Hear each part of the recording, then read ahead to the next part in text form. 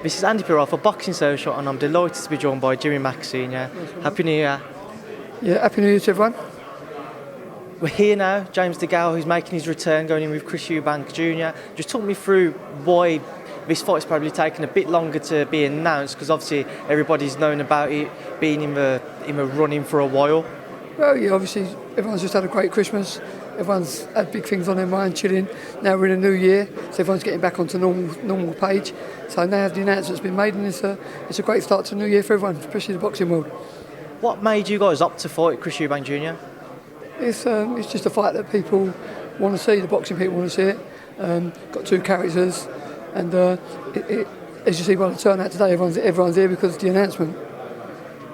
In terms of Chris Eubank Jr., what have you seen in him that could trouble James, if anything? James is a very experienced fighter, Olympic gold medalist, British champion, European champion, world champion, nothing.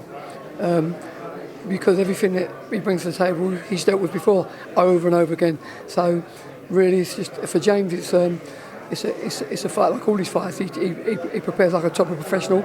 He's multi-talented, and he'll deal with it nicely.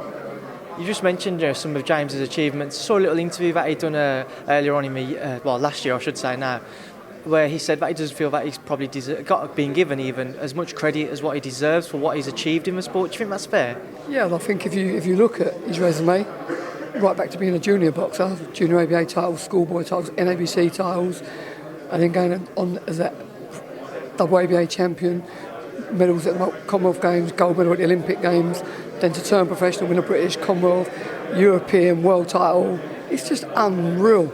So I think it ain't a bad chat really, because I think his accolades speak for themselves.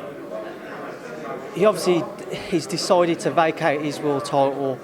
He said when he chased for bigger fights. Would those fights not have been able to be made with the world title, do you feel? No, because obviously you've got a governing body, and you have to go by their rules. So they can choose who you fight, when you fight, where you fight, and James has got to look at the business side of it, and it is the business. And James has achieved all the goals, so now it's all about the big fights.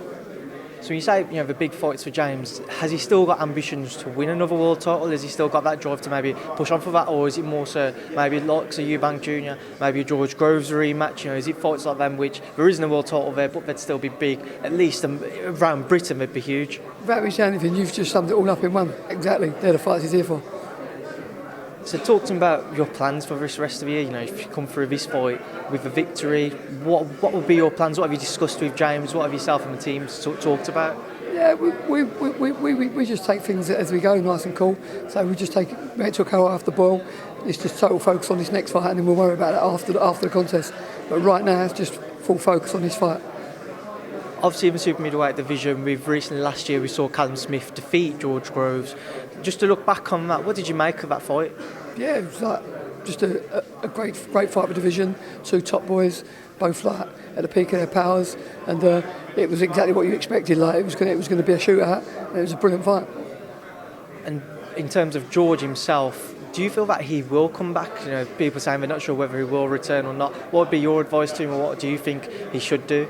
It depends. George has hit all his targets. He's achieved what he wanted to achieve, and whatever decision he makes, I wish him all the very best. He's still got fights in him. Still got plenty to give to the sport. But it's how George actually feels himself. How big a fight could that be between George and James? You answer that one. You're the followers. You're the supporters. But it speaks for itself. There'll always be that rivalry between both the guys, and everyone would tune in to watch it. So that's the answer. And also just touch on Eubank Jr. Off the back of his defeat to George Groves last year, prior to fighting a couple more times since, there was a bit of stick coming for him that maybe he should look to cement a permanent trainer rather than have his father involved as much. I know Ronnie Davis is in his corner, but people say that he doesn't have as much of a say as what he should do. What are your thoughts on that situation? Listen, he's an adult, he's a grown man, he's making decisions in his life, and if that's what he feels, then let him do what he's doing.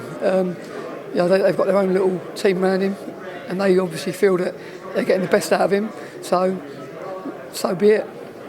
Well, REMATCH Sr, I appreciate your time, and thanks for being Boxing Social. Thank you very much, appreciate it.